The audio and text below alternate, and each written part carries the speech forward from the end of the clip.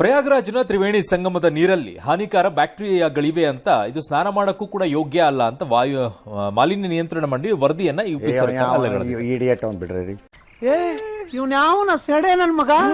ಅದಕ್ಕೀಗ ಈ ನೀರೇನಿದೆ ಅದು ಕುಡಿಯೋಕ್ಕೂ ಕೂಡ ಯೋಗ್ಯವಾಗಿದೆ ಅಂತ ಸಿಎಂ ಅಲ್ಲಿ ಹೇಳಿದ್ದಾರೆ ಯೋಗಿ ಆದಿತ್ಯನಾಥ್. ಈಗಾಗಲೇ ಕುಂಭಮೇಳದಲ್ಲಿ 56 ಕೋಟಿ ಭಕ್ತರು ಕುಂಭಮೇಳ ಫೇಲ್ಯೂರ್ ಆಗಿದೆ ಅಂತ ಹೇಳುವ ಕಾಯಕವನ್ನ ಕೆಲವು ಕಚಡಗಳು ಹಲ್ಕಟ್ಟುಗಳು ಮಾಡ್ಕೊಂಡಾಗಿದೆ, ಅಭ್ಯಾಸ ಮಾಡ್ಕೊಂಡ್ಬಿಟ್ಟಿದ್ದಾರೆ. ಅಯ್ಯೋ ಈ ನನ್ ಮಕ್ಳು ಮತ್ತೆ ಶುರು ಮಾಡಿದ್ರಯ್ಯ. ಅವ್ರು ಯಾರು ಹಿಂದೂಗಳಲ್ಲ, ಹಿಂದೂಗಳ ರೂಪದಲ್ಲಿ ಇರುವ ಹಿಂದೂ ದ್ರೋಹಿಗಳವರೆಲ್ಲ. ನಿಮಗೆ ಯಾಕೆ ಬೇಕು? ಬಾಯಿ ಮುಚ್ಕೊಂಡಿರಿ. ನೀವು ಹೋಗಿ ಸ್ನಾನ ಮಾಡಬೇಡಿ, ಉಳಿದವ್ರು ಹೋಗೋರಿಗೆ ಬೇಡ. ನಿಮಗೇನೆ ಕಪ್ಪ ಬೇಕು.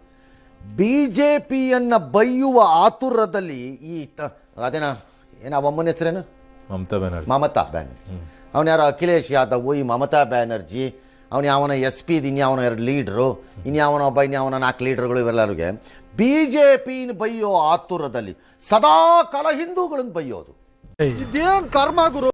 ಎಲ್ಲದಕ್ಕೂ ಟೀಕೆ ಮಾಡ್ತಾ ಇರ್ತಾರೆ ಹಿಂದೂಗಳು. ನೀವು ಇರಬೇಡಿ ಹಿಂದೂ ಇದರಲ್ಲಿ, ಹೋಗ್ಬಿಡಿ ನಿಮಗೆ ಬೇಕಾಗಿದ್ದ ಕಡೆಗೇನೆ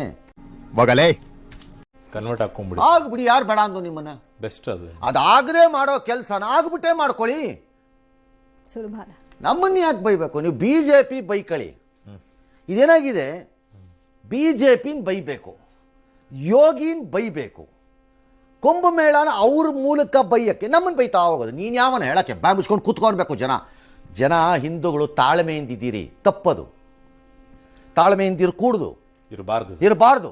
ಇಂಥ ಕಚಡಗಳು ರೋಡಲ್ಲಿ ಸಿಕ್ಕಿದ್ರೆ ಬಾರಿಸ್ತಾ ಇರ್ಬೇಕು. ಮಗಾಮೂತಿ ನೋಡಿದೆ ಮಗಳೈ ಅನ್ಬಿಟ್ಟು ಇನ್ನೊಂದ್ಸರಿ ಮಾತಾಡ್ದೆ. ನೀನು ಈ ಬಿಜೆಪಿದು ಏನಾರು ಮಾತಾಡ್ಕೋ ಹೋಗಿ, ನಮ್ಗೆ ಸಂಬಂಧ ಇಲ್ಲ. ಪಕ್ಷದ ಮಾತಾಡ್ಕೊ, ನಮ್ಮ ನಂಬಿಕೆ ಬಗ್ಗೆ ಮಾತಾಡಬೇಡ, ಹಂಗೆ ಹೇಳಬೇಕು. ಅದು ಬಿಡ್ಬಿಟ್ಟು ಸುಮ್ಮನೆ ಬುರ್ಡಾ ಬಿಟ್ಕೊಂಡು ಓಡಾಡೋದೆಲ್ಲ ಇದು ಅವ್ರಿಗೆ ಪಬ್ಲಿಸಿಟಿ ಬೇರೆ, ಕೇಳು. ಇಲ್ಲಿ ಬರೀ ಮುಂದಕ್ಕೆ ಮತ್ತೆ ಭೇಟಿಯಾಗೋಣ.